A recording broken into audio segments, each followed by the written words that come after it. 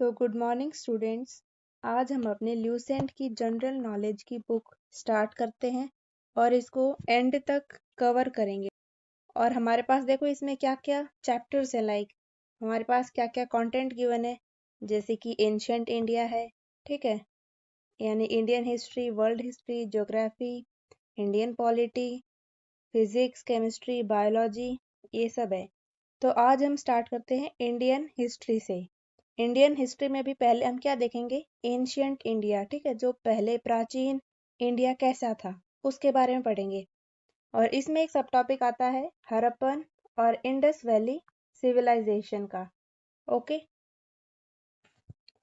तो देखिए हमारे पास इसमें पहला सब टॉपिक आता है, दैट इज हड़प्पन और इंडस वैली सिविलाइजेशन। तो इसका जो टाइम पीरियड है वो होता है 2500 BC टू 1750 BC, ठीक है। अब देखिए ये BC क्या है, एक ईयर होता है, ठीक, जैसे ये कोई भी एक ईयर है, तो इस ईयर को जीसस क्राइस्ट का बर्थ ईयर मान लिया गया है कि भाई इस साल में जीसस क्राइस्ट का बर्थ हुआ था। तो इस ईयर को बेस ईयर मानकर इससे पहले वाले टाइम को BC कहा जाता है और इस टाइम के बाद वाले जो भी साल होते हैं उनको कहा जाता है AD। ओके, तो BC का मतलब क्या हुआ, मतलब कि जो जीसस क्राइस्ट है उससे पहले का, उसका जो जन्म हुआ था उनके पहले के जो टाइम पीरियड था उसको BC कहा गया। तो इसको हम कह देते हैं बिफोर क्राइस्ट, ठीक है। और AD क्या होगा, AD यानी कि एनो डोमिनी, ठीक है।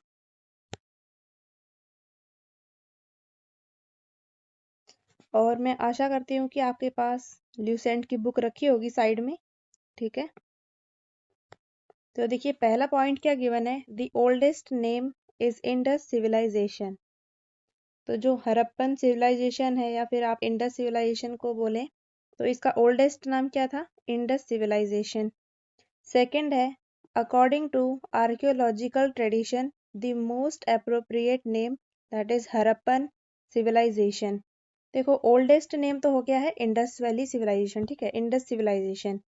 अगर आर्कियोलॉजिकल ट्रेडिशन से देखा जाए, आर्कियोलॉजिकल ट्रेडिशन यानी कि जो आर्कियोलॉजिकल जो भी वर्ड है, आर्कियोलॉजिकल, ये किससे बना है, आर्कियोलॉजी से। और आर्कियोलॉजी क्या होती है, तो आर्कियोलॉजी एक स्टडी है एंशियंट हिस्ट्री की। और ये स्टडी कैसे की जाती है, जो भी जैसे ऑब्जेक्ट है, जैसे ये ग्राउंड है, ठीक है, और यहाँ पर बहुत बरसों पहले यहाँ पर कुछ सामान पड़ा था, जैसे कोई भी ऑब्जेक्ट मिल गया, जैसे ठीक है, यहाँ पर जैसे मोहरे मिल गई, यहाँ पर आगे आप पढ़ेंगे, जैसे मोहरे मिल गई यहाँ पर, ठीक। तो इस गड्ढे को ऐसे खोदा, जैसे ठीक है ये ग्राउंड है, ग्राउंड को यहाँ पर हम ऐसे खोदेंगे तो यहाँ से हमें ये मोहरे मिल जाएंगी, ठीक। तो इस मोहरे को देखकर जो भी हम स्टडी करेंगे एंशियंट हिस्ट्री की, उस ब्रांच को हम कहते हैं आर्कियोलॉजी, ठीक है। तो इसके बेसिस के ऊपर इंडस सिविलाइजेशन का नाम क्या था, हड़प्पन सिविलाइजेशन। ऐसा क्यों हुआ, क्योंकि जो हड़प्पा जो एक साइट थी वो सबसे पहली साइट डिस्कवर की गई थी। ओके, अगला है हमारे पास point, according to geographical point of view the most suitable name is Indus Saraswati civilisation. देखो अब आपसे ना क्वेश्चन पूछ सकते हैं यहाँ पर कि बताओ भाई आर्कियोलॉजिकल ट्रेडिशन से क्या नाम है, आर्कियोलॉजिकल ट्रेडिशन से तो हड़प्पन सिविलाइजेशन हो गया, और ज्योग्राफिकल पॉइंट ऑफ व्यू से क्या होगा, इंडस सरस्वती सिविलाइजेशन। ऐसा क्यों हुआ, क्योंकि जो लार्जेस्ट जो सेटलमेंट था ना वहाँ पर लोगों का, वो था इंडस और सरस्वती रिवर के पास में, ठीक है। जो सरस्वती रिवर थी वहाँ पर 80% सेटलमेंट था, इसलिए इसको कहा जाता है इंडस सरस्वती सिविलाइजेशन, ठीक है। अगला पॉइंट देखिए, द मोस्ट एक्सेप्टेड पीरियड भी बता रखा है कि इसका टाइम पीरियड क्या था पूरा, 2500 BC to 1750 BC by carbon 14 dating. Okay, अगला पॉइंट है John Marshall was the first scholar to use the term Indus civilisation. जो जॉन मार्शल थे वो एक पहले विद्वान थे जिन्होंने इंडस सिविलाइजेशन टर्म दिया। तो आपसे ये क्वेश्चन पूछा जा सकता है कि बताइए कि इंडस सिविलाइजेशन जो टर्म है वो किसने दिया, तो आप क्या मार्क करेंगे? John Marshall. ठीक है, ये थोड़ा स्क्रीन को रब कर देते हैं।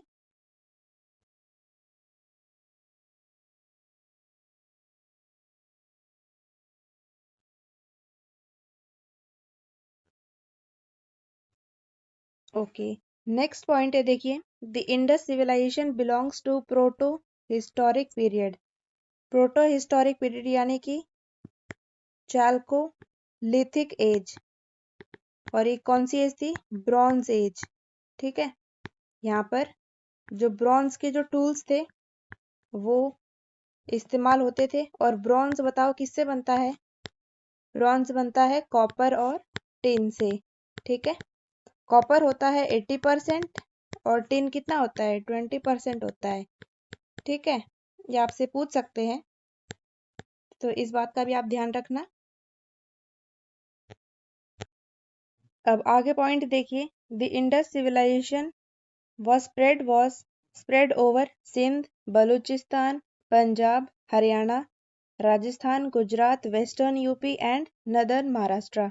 अब देखिए इतने सारे नाम है, सिंध है, बलूचिस्तान है, पंजाब, हरियाणा, राजस्थान है ना, तो इसको हम कैसे याद करेंगे? तो इसके लिए एक ट्रिक है, उसको लिखूंगी मैं। पहले ही इसको रब कर देती हूँ।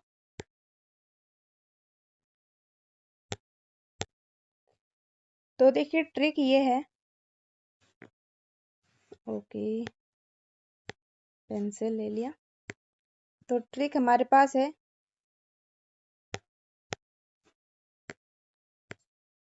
सबसे बेस्ट पंजाब है,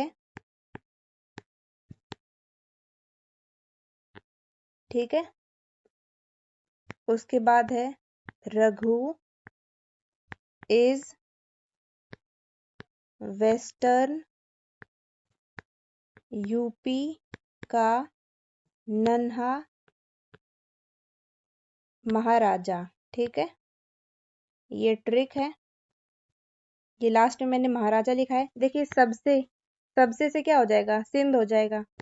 बेस्ट से बलूचिस्तान, पंजाब तो है से हरियाणा। ठीक है, यहाँ पर देखिए रघु जो लिखा है ना, ये RA, ये राजस्थान बताएगा आपको, ये गुजरात, देन वेस्टर्न यूपी, और ये जो नन्हा महाराज है यहाँ से आपको ध्यान रहेगा नदर्न महाराष्ट्र। ठीक है, ये ट्रिक है, तो इसको आप नोट कर लो।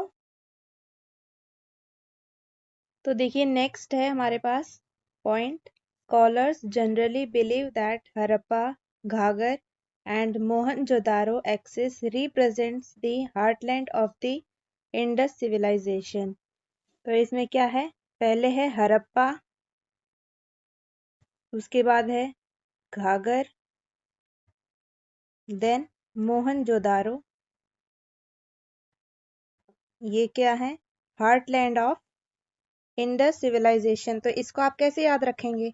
अब देखो मोहन, मोहन यानी कि कृष्णा, कृष्णा जो भगवान है उसको हम क्या बोल देते हैं? मोहन बोल देते हैं ना। तो मोहन, हर घर मोहन। ठीक है, ये ट्रिक है, हर घर मतलब हर एक घर में कृष्णा भगवान की मूर्ति होती है, तो उसी से याद रखेंगे हम, हर घर मोहन।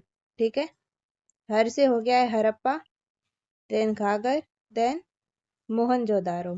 ठीक है, अब देखिए अगला पॉइंट हमारे पास है, अगला पॉइंट गिवन है, northern most site of Indus civilisation. तो northern most site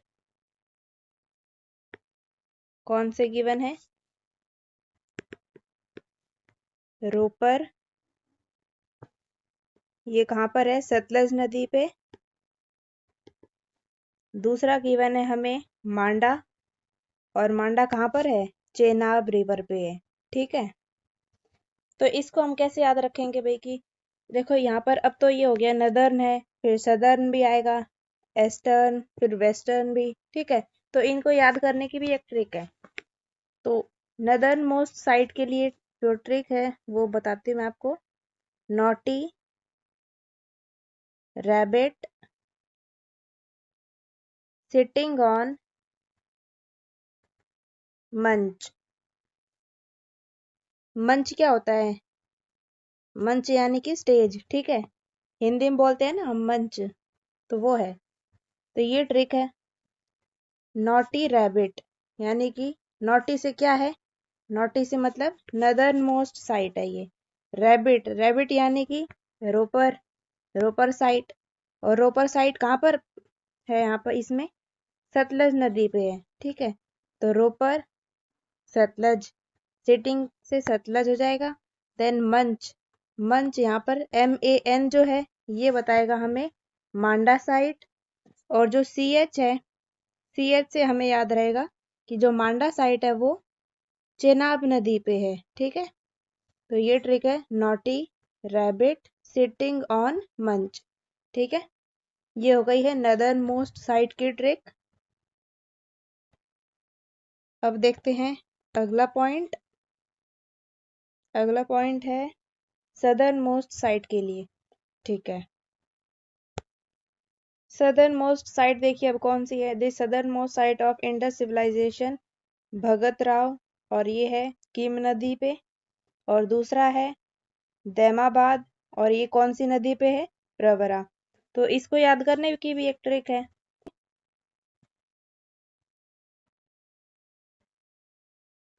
stay bright and keep dancing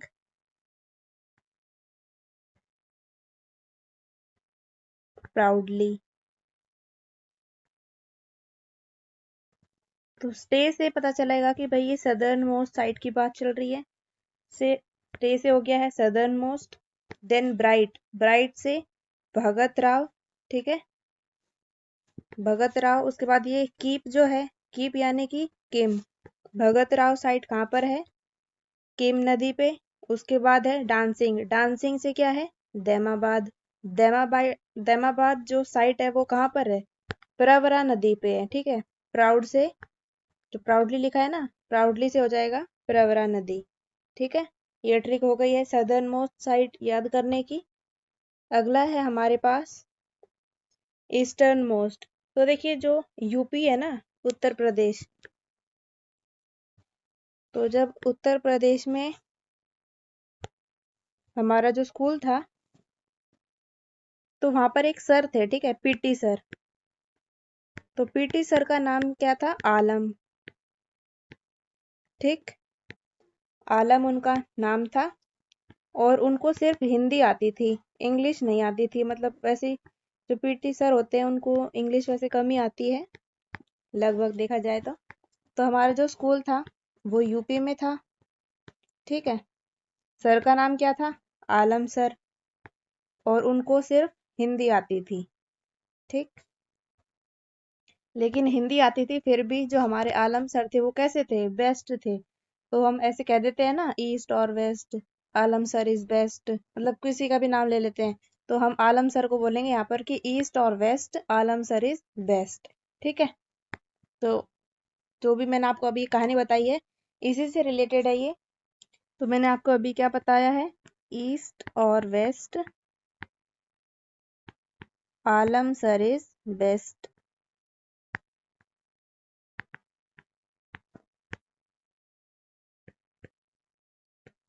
ठीक। तो देखिए ये ईस्टर्न मोस्ट साइट है। तो ईस्टर्न मोस्ट साइट से आप यहाँ पर ध्यान रहेगा। और जो साइट था उसका नाम क्या है? आलमगीरपुर, ठीक। आलमगीरपुर। तो आलमगीरपुर कैसे याद रहेगा? आलम सर से, ठीक है। और ये कहाँ पर था? हिंदौन नदी पे। और ये कहाँ पर फ्लो करती है? यूपी में फ्लो करती है, ठीक है। तो इससे आपको जो स्टोरी बताई है छोटी सी, इससे आपको ये eastern most site Indus civilization का याद रहेगा, ठीक। अगला है हमारे पास वेस्टर्न मोस्ट साइट। तो वेस्टर्न मोस्ट साइट को भी देख लेते हैं कि उसको कैसे याद करेंगे और कौन कौन सी साइट्स हैं वो। तो वेस्टर्न के लिए ट्रिक है कि वेस्टर्न सन डांसेस, ये ट्रिक है। ओके, वेस्टर्न यानी कि वेस्टर्न साइट। अब देखिए यहाँ पर ये सन है, सन से क्या होगा, सूत का जेंडर, ठीक है। और यहाँ पर जो डांसेस लिखा है, डांसेस यानी कि दश्त नदी। तो देखिए अगला है कैपिटल सिटीज। कैपिटल सिटीज में आएंगे Harappa and Mohenjodaro. Okay, next है पोर्ट सिटीज। पोर्ट सिटीज है लोथल और देन सुत का जिंडर, अलादीनो, बलाकोत एंड कुंताशी। तो इसको हम कैसे याद करेंगे, ट्रिक ये है पेप्सी लो, ठीक है। देखो जो अच्छा बोलेगा उसी को पेप्सी मिलेगी पीने के लिए। तो ट्रिक है पेप्सी लो, सुंदर अल्फाज बोलकर, सुंदर अल्फाज बोलो और पेप्सी ले लो, ठीक है। पेप्सी से क्या हो गया, पोर्ट सिटीज, ठीक। देन लोथल, सुंदर से सुत्का जिंडर, देन अल्फाज यानी कि अलादीनो, बोल से हो जाएगा बलाकोत एंड नेक्स्ट है कर, ठीक है, बोलकर। ये जो कर है, कर से हो जाएगा कुंताशी। ये है हमारे पास पोर्ट सिटीज। अब देखिए हमारे पास एक ये टेबल गिवन है, साइट है, रिवर है और डिस्ट्रिक्ट है। ओके, तो पहला क्या गिवन है हमें, हरप्पा। हरप्पा जो साइट है, देखो हरप्पा है, ठीक। हरप्पा में क्या आ रहा है, RA। और जो नदी है वो क्या है, रावी, ठीक। अब देखिए जो रवि होता है, रवि क्या होता है, लड़के का नाम। लेकिन जो रावी होता है वो लड़की का नाम होता है। और लड़कियां कैसी होती है हमेशा, लड़कियां होती है हमेशा सही। तो ये साहिवाल डिस्ट्रिक्ट है, ठीक। इसकी नेक्स्ट है मोहनजोदारो। मोहनजोदारो और जो दूसरा है चनुदारो, इन दोनों का हम एक साथ पढ़ेंगे, ठीक। तो एक है इसमें मोहन जोदारो एंड दूसरा क्या है, चनुदारो, ठीक। तो एक जो लड़का है, एक लड़का नवाब है, तो यहाँ लिख देंगे लड़का नवाब। तो मोहनजोदारो का जो डिस्ट्रिक्ट है वो क्या हो जाएगा, लरकाना। और जो छनुदारो है उसका क्या होगा, नवाब शाह, ठीक। ऐसे आप याद रख सकते हैं। और जो रिवर है दोनों की सेम है, दैट इज इंडस। और स्टेट तो है ही सिंध। ओके, नेक्स्ट है हमारे पास लोथल। लोथल को देखते हैं अब। तो लोथल को हम ऐसे याद रखेंगे, लोथल का कि एक लड़का है, उसका नाम है अहमद। तो अहमद को कहा जा रहा है कि लो, मतलब पूजा हुई थी पहले उसके घर पे, उसके बाद उसको कहा गया अहमद लो भोग, या फिर आप लिख सकते हैं भोग लो, अहमद भोग लो, ठीक है। भोग यानी कि प्रसाद, अहमद भोग लो। अहमद मतलब अहमदाबाद, ठीक है। देन भोग, भोग मतलब भोगावा। देन लो से क्या हो जाएगा, लोथल हो जाएगा। तो ऐसे आप याद रख सकते हैं इसको। नेक्स्ट है कालीबंगा। नेक्स्ट क्या है, कालीबंगा। ओके, तो देखो जो कालीबंगा है यानी कि बैंगल्स ऑफ ब्लैक कलर। तो देखिए यहाँ पर है कालीबंगा। कालीबंगा यानी कि ब्लैक कलर्स, मतलब बैंगल्स ऑफ ब्लैक कलर, ठीक है। लड़कियां बैंगल्स कब पहनती है, जब वो घाघरा पहन रही हो, घाघरा हो लहंगा हो कुछ भी है ना, तो घाघरा पहनती है तब बैंगल्स पहनती है लड़कियां। ठीक है, तो एक लड़की है, उसने घाघरा पहना, बैंगल्स पहनी और वो उसके बाद कहाँ चली गई, हनुमान जी के मंदिर में चली गई। ठीक है, तो यहाँ से आपको ध्यान रहेगा हनुमानगढ़। लड़की घाघरा पहन के बैंगल्स पहन के कहाँ गई है, हनुमान मंदिर। ठीक है, नेक्स्ट है हमारे पास बनावली।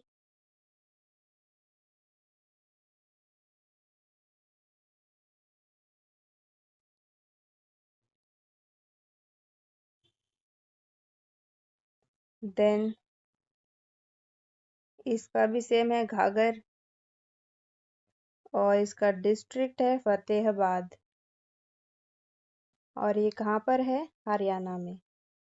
तो देखिए जो भी हरियाणा के पीपल होते हैं, उनसे अगर कोई भी फालतू बोलता है तो वो उनको क्या बना देते हैं, घना एंडी बना देते हैं। ओके, तो हरियाणा के जो लोग होते हैं अगर उनसे फालतू बोला जाए, फालतू यानी कि ये फतेहाबाद हो गया। ठीक है, हरियाणा के लोगों से अगर कोई फालतू बोलता है तो वो उसको क्या बना देता है, घना एंडी बना देता है। ठीक है, तो यहाँ से हरियाणा के पीपल से बोला फालतू, फिर उसको क्या बना दिया, घना एंडी। तो ऐसे आप इसको याद कर सकते हैं। नेक्स्ट है हमारे पास ढोलावीरा। तो इसको आप याद रखेंगे ऐसे, देखो गुजरात में जो है ना, गुजरात में खाया जाता है ढोकला, खाकरा। ठीक, तो एक बच्ची है, वो बोल रही है ढोकला खाकरा लाओ।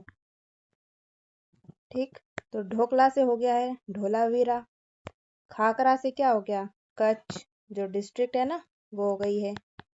ठीक, लाओ यानी कि ल्यूनी रिवर। और देखो ढोकला है, खाकरा है ना, ढोकला खाकरा से आपको याद रहेगा गुजरात भाई। तो ये सब क्या है, ये गुजरात में सिचुएटेड है। ठीक है, ये रिवर। तो ये टेबल आपको हो गया है याद। ठीक, यही पूछा जाएगा बस इसके अंदर।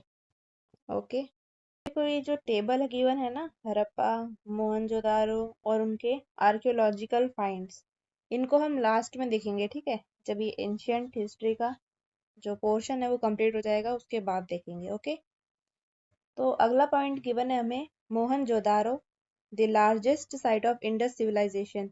इंडस सिविलाइजेशन की जो सबसे बड़ी साइट है उसका नाम क्या है, मोहनजोदारो है। और जो इंडिया की लार्जेस्ट साइट है इंडस सिविलाइजेशन की, उसका नाम क्या है, राखीगढ़ी। ठीक है, अब देखिए अगला हमारे पास है point, common features of major cities. पहला फीचर आता है systematic town planning on the lines of grid system. Grid system क्या है, देखिए जो रोड्स है ना वो ऐसे 90 डिग्री पे थे। जैसे यहाँ से एक रोड आया, उसके बाद जो दूसरा रोड है ऐसे जो टर्न लेना है तो वो बिल्कुल ऐसे पूरा 90 डिग्री पे होगा। तो इसको कहा जाता है ग्रिड सिस्टम। इस सिस्टम पे पूरे जो टाउन थे वो ऐसे ही अरेंज थे, पूरे पूरे रोड्स ऐसे जा रहे हैं, यहाँ पर घर हो गया जैसे। ठीक है, ये फिर से रोड गया आगे, ये फिर से ऐसे 90 डिग्री पे चला गया। ऐसे नहीं था कि ऐसे ऐसे जा रहा है। अभी क्या है, हमारे जो रोड्स होते हैं नॉर्मली आप जो देखते हैं वो ऐसे सीधे जा रहे होते हैं, उसके बाद थोड़ा सा ऐसे कर्व लेके ऐसे मुड़ जाता है ना। लेकिन जो पहले की जो ये जो मेजर सिटीज थी इंडस सिविलाइजेशन की, तो इनमें ये फीचर था कि जो रोड्स है वो ऐसे 90 डिग्री पे ही कट करेंगे। ठीक है, नेक्स्ट है हमारे पास use of burnt bricks in construction. जो मतलब जली हुई ईंटें का इस्तेमाल हुआ था, और ये कैसी होती है, इनकी क्वालिटी गुड होती है। जो आज के टाइम पे हम ईंट यूज करते हैं ना, उससे अच्छी क्वालिटी की ब्रिक्स लगाई गई थी उस टाइम पे। अब देखिए अगला पॉइंट है अंडरग्राउंड ड्रेनेज सिस्टम। जो भी ऐसे नाली थे, जैसे ये हमारे पास एक घर है, ठीक है, किसी का घर है ये, यहाँ से किचन से यहाँ से पानी निकल रहा है, तो वो जाके यहाँ पर जो भी ड्रेनेज सिस्टम है यहाँ पर मिल जाएगा वो, ठीक है। और ये जो ड्रेनेज सिस्टम है वो अंडरग्राउंड है, ऐसे नहीं है कि भाई मक्खी मतलब भिनक रही है उसके ऊपर और सब कुछ गंदगी फैली हुई है, ऐसा कुछ भी सिस्टम नहीं था उधर, ठीक है। बहुत ही वेल ऑर्गेनाइज्ड सब कुछ वहां पर प्लानिंग थी। ब्रैकेट में लिखा है जॉइंट वाटर रिजर्वॉयर्स इन ढोलावीरा, ढोलावीरा में वाटर रिजर्वॉयर्स थे। नेक्स्ट है फोर्टिफाइड सिटाडल एक्सेप्शन चनुदारो। अब देखिए जो भी कोई साइट होती थी ना, वहां पर एक होता था ऐसे ऊंचाइयों पे, एक पोर्शन होता था ऐसे नीचे, ठीक है। जो ऊंचाई पे पोर्शन था उसको कहा जाता था सिटाडल। यहाँ पर रहते थे रिच फैमिलीज, ठीक है, रूलिंग पीपल रहते थे इधर। और जो ये नीचे वाले पार्ट थे यहाँ पर रहते थे छोटे लोग, यानी कि प्रजा रहती थी इधर, ठीक है। नॉर्मल जो भी जनता है वो सब यहाँ पर रहते थे, मिडिल क्लास के हो गए, लोअर क्लास के, ठीक है। जैसे कि आपने देखी भी होगी मोहनजोदारो फिल्म जो है, उसमें भी ऐसे ही सिटाडल होता है। लेकिन जो एक साइट है ना चनुदारो, उसके अंदर जो ये सिटाडल है ये नहीं होता है, ठीक है। इस बात का आप ध्यान रखना, क्वेश्चन पूछा जा सकता है कि कौन सी ऐसी साइट है जहां पर सिटाडल नहीं है, फोर्टिफाइड सिटाडल नहीं है, वो कौन सी साइट होगी, वो है चनुदारो। नेक्स्ट पॉइंट है हमारे पास सरकोटदा, the only Indus site where the remains of horse have actually been found। जो सरकोटदा है यहाँ पर, ये सिर्फ एक ऐसी एकलौती इंडस साइट है जहाँ पर हॉर्स यानी कि घोड़े के अवशेष पाए गए, इसका भी आप ध्यान रखना। नेक्स्ट है मेन क्रॉप्स, मेन क्रॉप्स क्या क्या उगाई जाती थी वहां पर, वीट था, वीट यानी कि गेहूं, बरले, बरले क्या होता है, जौ होता है, ये थी वहां की मेन क्रॉप्स। नेक्स्ट देखिए हमारे पास राइस के बारे में, राइस कल्टीवेशन के एविडेंसेस कहाँ मिले थे, लोथल और रंगपुर में सिर्फ, ठीक है, लोथल और रंगपुर में ही मिले थे राइस का जो भी एविडेंस था, ठीक है। और जो और बाकी जो भी फसलें उगाई जाती थी वो क्या क्या थी, डेट्स थी, मस्टर्ड, ठीक है, सेसमम, कॉटन यानी कपास, ये सब उगाई जाती थी। The Indus people were the first to produce cotton in the world। जो पूरा विश्व है वहां पर इंडस पीपल ही थे जिन्होंने पहली बार कपास उगाई, ठीक है। कपास मतलब कॉटन, आप इसे रुई भी बोल सकते हैं। नेक्स्ट है एनिमल्स, कौन कौन से जानवर वो रखते थे, शीप रखते थे, गोट, हम्प्ड एंड हम्पलेस बुल। अब देखो हम्प्ड एंड हम्पलेस बुल क्या होता है, जैसे ये क्या है, ये बुल है, ठीक है, मैं ऐसे ही बना रही हूँ। जो ये पोर्शन होता है ना, ये पोर्शन, इसको बोला जाता है हम। जिसके पास ये पोर्शन है यानी हम्प है जिसके पास, उसको बोला जाएगा हम्प्ड बुल। जिसके पास नहीं है तो उनको क्या बोला जाएगा, हम्पलेस बुल, ठीक है। ये एनिमल्स थे उनके पास, बफेलो थी, boar, dog, cat, pig, fowl, deer, tortoise, elephant, camel, rhinoceros, tiger, ये सब थे वहां पर। और जो बोर होता है, BOAR, ये क्या होता है, मेल पिग, या फिर आप इसे बोल सकते हैं वाइल्ड पिग। ये सब जानवर उनके पास, जो भी इंडस पीपल थे उनके पास थे ये सारे एनिमल्स, ठीक है। नेक्स्ट है lion was not known to Indus people. Indus people जानते ही नहीं थे कि कुछ शेर नामक जीव भी होता है, ठीक है, उनको नहीं पता था ये सब। अब देखिए यहाँ पर लिखा है from Amri a single instance of the Indian rhinoceros has been reported. Amri से इंडियन राइनोसेरस के बारे में पता चला था। नेक्स्ट है there was extensive inland and foreign trade, यानी कि ट्रेड मतलब क्या होता है, ट्रेड यानी कि व्यापार। तो फॉरेन कंट्रीज के साथ व्यापार करते थे ये यहाँ के जो पीपल थे। जो खुद का जो एरिया था वहां पर भी व्यापार करते थे। फॉरेन ट्रेड किनके साथ था, मेसोपोटामिया या फिर सुमेरिया, और दूसरा क्या है, बैरीन, ठीक है। एक है मेसोपोटामिया एंड नेक्स्ट इज बैरीन। इनके साथ जो भी फॉरेन ट्रेड था वो फल फूल रहा था, यानी कि अच्छा चल रहा था, ठीक है, व्यापार उनके साथ। हमारे पास ये एक टेबल गिवन है इंपोर्ट एंड दूसरे कॉलम में लिखा है फ्रॉम, यानी कि इंपोर्ट किन चीजों का कौन सी जगह से किया गया। इसको भी हम जो आर्कियोलॉजिकल फाइंड्स है ना, इन दोनों टेबल को हम इस वीडियो के बाद देखेंगे। अच्छी से एक ट्रिक बना दूंगी मैं, ठीक है, उससे आप मतलब मेमोराइज कर सकते हैं कि भाई गोल्ड कहाँ से इंपोर्ट किया गया, सिल्वर कहाँ से इंपोर्ट किया गया। अब पॉइंट्स पे आते हैं। एक्सपोर्ट, एक्सपोर्ट देखो इंपोर्ट क्या होता है कि बाहर से हम अपनी कोई भी चीज मंगा रहे हैं। एक्सपोर्ट यानी कि हम अपनी चीजें को बाहर भेज रहे हैं। तो एक्सपोर्ट के बारे में जो पॉइंट लिखा है उसको पढ़ते हैं।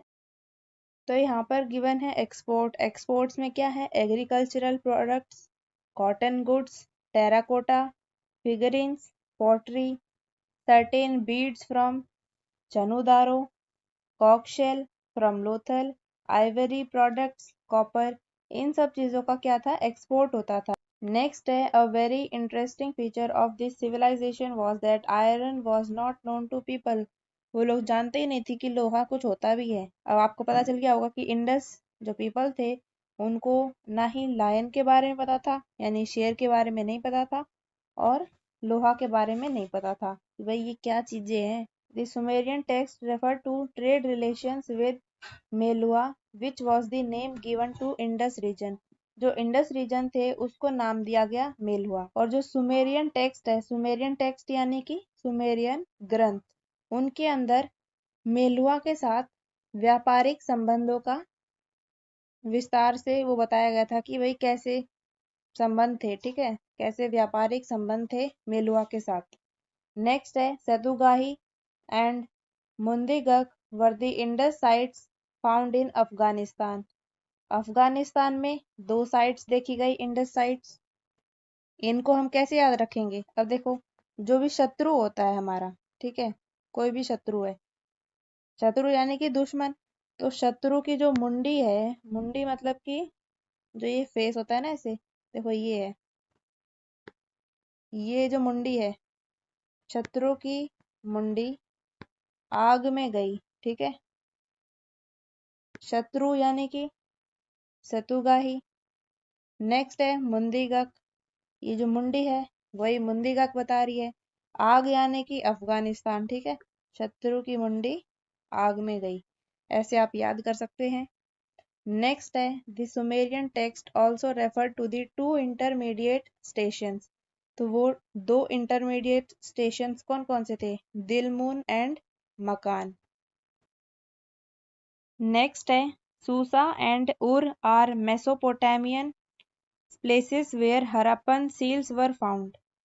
सूसा एंड उर मेसोपोटामियन प्लेसेस थे जहां पर हरप्पन सील्स मिले थे। हरप्पन सील्स मतलब, सील्स का मतलब होता है मोहरे, मोहरे।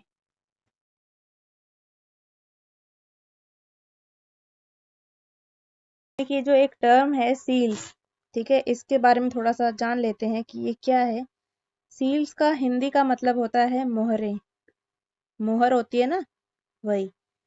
तो जैसे कि ए है और ये दूसरा है बी, ठीक है, इन दोनों के बीच में क्या होना है, व्यापार करेंगे ये एक दूसरे, ठीक है। तो उस टाइम पे भी ऐसे होते थे कि ए है जो वो सी को सामान देगा, यानी कि जो सी है वो एक डिलीवरी बॉय है। ए ने सामान दिया सी को और सी इस सामान को पहुंचा देगा बी के पास। और सामान देखो ऐसे पोटली में बांधे जाते थे पहले, ऐसे ये गत्थे वगैरह तो था नहीं उस टाइम पे ऐसे कुछ। तो पोटली के अंदर सामान ऐसे भर दिया, यहाँ पर रस्सी बांध दी इसकी, और सी पहुंचा देगा इस सामान को बी के पास। अब इस जैसे ए ने दिया सी को, सी ने दिया फिर बी को, इसमें क्या है कि घपलाबाजी हो सकती है कि जो सी है वो सस्ता सामान इसके अंदर डाल दे और अच्छा सामान बाहर अपने पास रख ले और उसको कहीं और बेचकर प्रॉफिट कमा ले, ऐसा हो सकता है। तो ये वाली पॉसिबिलिटी जो है, ये सब जो घपला है, उनको खत्म करने के लिए मोहरे एक्सचेंज की जाती थी। देखो अब ए और बी के पास बीच में क्या है, व्यापार होना है। तो ए जो है वो अपनी एक मोहर वो बी को दे देगा कि भाई देख लो ये वाली जो मोहर है ना, ये वाली मोहर अगर होगी तो ही इस सामान को एक्सेप्ट करना। फॉर एग्जाम्पल जैसे हम आजकल क्या है कि अमेजोन से फ्लिपकार्ट से, कोई भी शॉपिंग ऐप से कोई भी सामान मंगाते हैं तो उस पे लिखा रहता है कि do not accept this package if seal is broken, ऐसे लिखा रहता है ना। उस टाइम पे भी ऐसे ही सील्स थे। जैसे कि जो पोटली है ना, जैसे पोटली का जो ऊपर का हिस्सा है ये, ठीक, तो इसके ऊपर क्या है कि गीली मिट्टी रखी जाएगी। गीली मिट्टी के ऊपर अपनी मोहर छाप देगा ये, ठीक है। मोहर के ऊपर कुछ डिजाइन होते थे, वो बिल्कुल परफेक्टली इस मिट्टी के ऊपर ऐसे छप जाते थे। अगर ये जो सी है, सी अगर इस पोटली को खोलना चाहेगा तो ये मिट्टी क्या है, बिखर जाएगी, ऐसे टूट जाएगी पूरी की पूरी।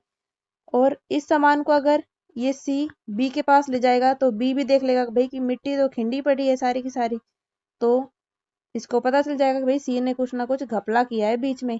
तो ये जो बी है वो इस सामान को एक्सेप्ट करेगा ही नहीं। इसीलिए ये जो मोहरे थी ये यहाँ पर छापी जाती थी। कभी कभी क्या है कि जैसे दो दो मोहरे भी छाप देते थे ताकि प्रोटेक्शन ज्यादा रहे। तो ये था सील्स का कॉन्सेप्ट। तो ओवरऑल मैं आपको समझाऊं तो देखो, ए और बी के बीच में हो रहा है व्यापार। ए ने दिया अपना सामान सी को, और सी क्या है, डिलीवरी बॉय है, ये पहुंचा देता है सामान बी के पास। और जो ए है वो अपनी मोहरे देता है बी को, ताकि इसको श्योरिटी रहे कि हाँ भाई जो इसने मोहरे दी है यही छपी होगी इस पोटली के ऊपर। सेम अगर सील छपी है तभी ये एक्सेप्ट करेगा, और टूटी नहीं है ये सील तभी ये एक्सेप्ट करेगा, ठीक है। ये दो कंडीशन होती है, सेम सील हो यानी कि सेम मोहर हो, और ये जो मिट्टी है वो खिंडी ना हो। ये दो कंडीशन पे ही ये जो बी है वो सी से सामान लेगा। इससे क्या था कि जो भी घपलाबाजी हो रही थी इसके बीच में डिलीवरी के टाइम पे, वो सब कम हो जाएगी, और जो रिसीवर होते हैं उनके पास बिल्कुल सही और सही हालत में जो भी प्रोडक्ट है वो उनको रिसीव हो जाता है। ये सब कॉन्सेप्ट है इस सेल्स का।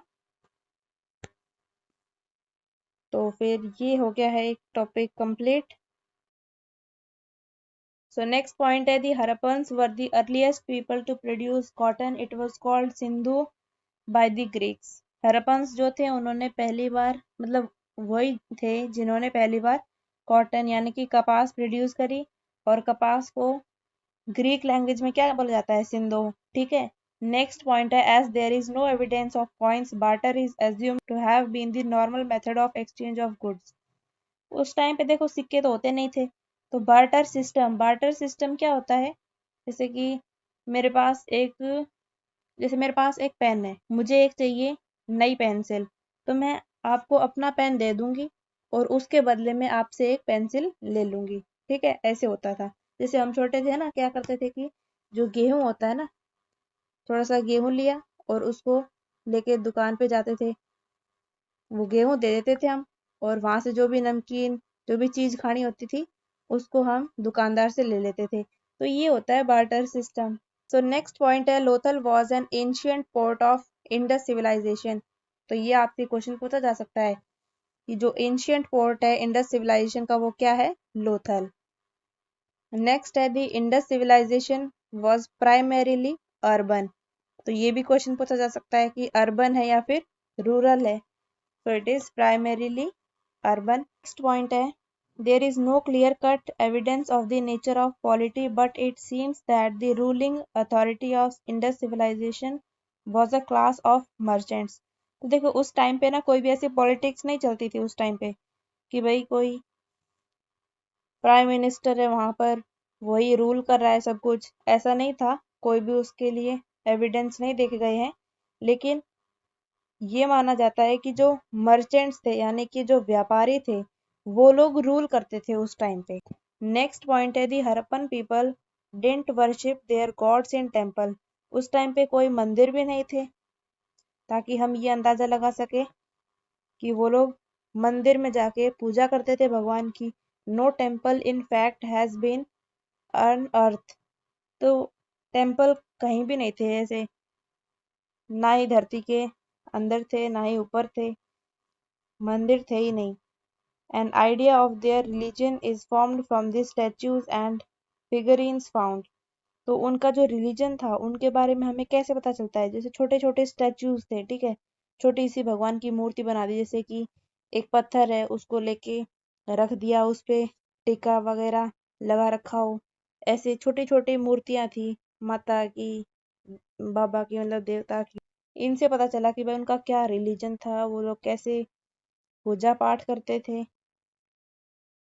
नेक्स्ट है, the most commonly found figurine is that of mother goddess, मातृ देवी और शक्ति। जो मोस्ट कॉमन फिगरिन है, फिगरिन यानी कि छोटी छोटी मूर्तियां, ठीक है, वो मातृ देवी और शक्ति की पाई गई हैं।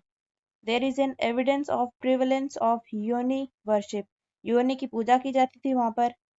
नेक्स्ट है, the chief male deity was the Pashupati Mahadeva, that is the lord of animals. Proto Shiva represented in seals as sitting in yogic posture. जो भी सील्स थे यानी कि जो मोहरे थी उसके ऊपर एक योगिक पोस्टर में बैठे हुए भगवान की मूर्ति रहती थी, ठीक है, उसका नाम क्या था, पशुपति महादेवा। तो उससे उन्होंने अंदाजा लगाया कि भाई ये है यहाँ के, मतलब जो देवता है, ठीक है, देवी क्या हो गई है, मातृ देवी और शक्ति, और जो देव हैं वो क्या हो गए, पशुपति महादेव हो गए हैं, ठीक। ही सराउंडेड बाय 4 एनिमल्स। तो जो मोहरे थी उसके ऊपर जो भी योगिक पोस्चर में जो भगवान बैठे थे ना, उसके आसपास 4 एनिमल्स थे, और वो 4 एनिमल्स कौन से हैं, elephant, tiger, rhino and buffalo. तो इन 4 एनिमल्स का हम नाम कैसे याद करेंगे, एक ट्रिक से करेंगे, ठीक है। और ट्रिक क्या है, एक तीखी रोटी बना, कोई ऑर्डर दे रहा है, एक तीखी रोटी बना। एक यानी कि एलिफेंट, तीखी से टाइगर, रोटी से राइनो एंड बना से बफेलो, ठीक है। ये 4 एनिमल्स थे। नेक्स्ट है, and 2 deer appear at his feet. 2 deer थे फीट के पास। There was the prevalence of phallic worship, ये थे मेल वर्शिप, जो मतलब भगवान जो देवता थे ना, एक होता है देव और एक होता है देवी। तो देवी तो क्या थी, देवी मातृ देवी, और जो देव क्या थे, पशुपति महादेव, ठीक है। नेक्स्ट पॉइंट है, दस शिवा शक्ति worship, the oldest form of worship in India, appears to have been part of the religious belief of Harappan people, especially humped bull, ठीक है। यही शिव शक्ति की पूजा की जाती थी उस टाइम पे हरप्पन पीपल के द्वारा, ये बता रखा है इस पॉइंट में। नेक्स्ट है, the remains and realise also reveal that solitary, that is animal worship and tree worship. देखो एनिमल वर्शिप यानी कि जैसे गाय माता की पूजा की जाती है ना, ये एनिमल वर्शिप हो गई। ट्री वर्शिप यानी कि पीपल का जो पेड़ होता है उसकी पूजा की जाती है, उसके भी कुछ अवशेष पाए गए, ठीक है, उनका भी कुछ एविडेंस पाया गया। अब देखिए हमारे पास नेक्स्ट पॉइंट है पिक्टोग्राफिक स्क्रिप्ट के बारे में।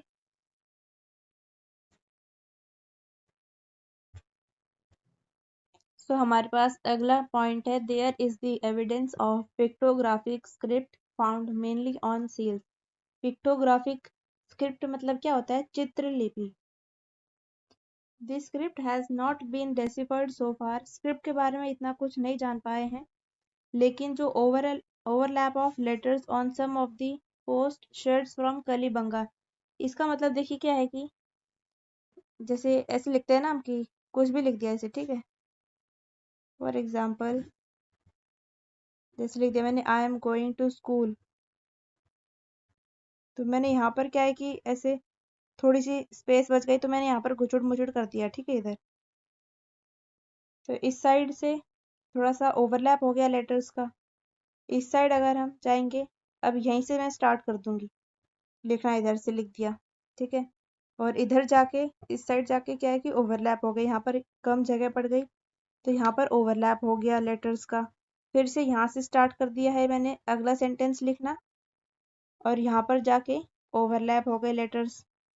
देन यहाँ से स्टार्ट कर दूंगी दूसरा सेंटेंस लिखना, ठीक है, और लेफ्ट साइड में यहाँ पर जाके ऐसे ओवरलैप हो जाएंगे लेटर्स। तो इससे हमें ये पता चलता है इस टाइप की जो लिखाई थी वो देखी गई कालीबंगा के बर्तनों पे, कालीबंगा के जो बर्तन थे वहां पर उस पे ऐसी कुछ लिखाई देखी गई। तो उससे हमें ये पता चलता है कि वो ऐसे नहीं लिखते थे कि ऐसे गए पहले उसके बाद फिर से अगेन ऐसे जाएंगे, तो ऐसे नहीं लिखते थे वो किस प्रकार लिखते थे, वो पहले ऐसे लिखते थे, उसके बाद ऐसे, देन ऐसे, ऐसे, ठीक है, इस फॉर्म में लिखते थे। और इस फॉर्म को क्या कहा जाता है, इसको कहा जाता है बोस्ट्रोफेडोन, यानी कि राइट से लेफ्ट फिर लेफ्ट से राइट की तरफ लिखा जा रहा है, ठीक है। पर जो नोट लिखा हुआ है इसमें लिखा है the oldest script in Indian subcontinent is the Harappan script but the oldest deciphered script is Brahmi script. जो ओल्डेस्ट स्क्रिप्ट है सब इंडियन सबकॉन्टिनेंट में वो क्या है, हरप्पन स्क्रिप्ट है। ओल्डेस्ट डेसिफर्ड स्क्रिप्ट कौन सी है, ब्राह्मी स्क्रिप्ट, ठीक। नेक्स्ट है steatite was mainly used in the manufacture of seals. ये क्वेश्चन आपसे पूछा जा सकता है, ये इसको मार्क कर लो, इम्पोर्टेंट मार्क करना है इसको। नेक्स्ट है humpless bull is represented in the form of Indus seals. अगला है इनह्यूमेशन और complete burial was the most common method of disposal of the dead। जैसे कोई भी इंसान मर जाता था तो उसको completely दफना दिया जाता था, ठीक है। नेक्स्ट है the origin of the swastika symbol was traced to the Indus civilisation. जो स्वस्तिका सिंबल है वो इंडस सिविलाइजेशन के ही दौरान ट्रेस किया गया था। नेक्स्ट है Indra is accused of causing the decline of Indus civilisation. तो ये माना जाता है कि जो इंडस सिविलाइजेशन है उसका डिक्लाइनेशन कैसे हुआ, इंद्रदेव की वजह से, ऐसा एम व्हीलर कहते हैं, ठीक है। लेकिन क्या था कि जो फ्लड था ना, फ्लड की वजह से इंडस सिविलाइजेशन का जो डिक्लाइनेशन था वो हुआ था। नेक्स्ट है the Rigveda speaks of the battle at a place named Hariyupiya which has been identified with Harappa. जो ऋग्वेदा है उसमें हरियोम्पिया जगह पे जो भी युद्ध हुआ था उसके बारे में व्याख्याएं हैं। और हरियोम्पिया जो जगह है वो किस से जानी जाती है, हड़प्पा से जानी जाती है। नेक्स्ट है the majority of scholars believe that the makers of this civilisation were Dravidian. काफी सारे ऐसे विद्वान हैं जो कि ये मानते हैं कि जो सिविलाइजेशन है इंडस सिविलाइजेशन, ये किसने बनाया, इसका जो भी ज्यादा योगदान किसका है, ड्रेविडियन का, ऐसा काफी सारे विद्वान जानते हैं, यानी कि वो लोग मानते हैं ऐसा। नेक्स्ट है contemporary civilisation of Indus civilisation. Contemporary मतलब कि एक ही समय पे होने वाला, ठीक है। जब इंडस सिविलाइजेशन हो रहा था उसी के दौरान मेसोपोटामिया और इजिप्ट, चाइना, इनमें भी सिविलाइजेशन हो रहा था। तो ये था हमारा टोटल हड़प्पा और इंडस वैली सिविलाइजेशन, जो कि 2500 बीसी से 1750 बीसी तक उसका टाइम पीरियड है। सो आई होप आपको क्लास अच्छी लगी होगी। सो पढ़ते रहिए और इसको आप अच्छे से रिवाइज भी कर लेना, ठीक है। Thank you.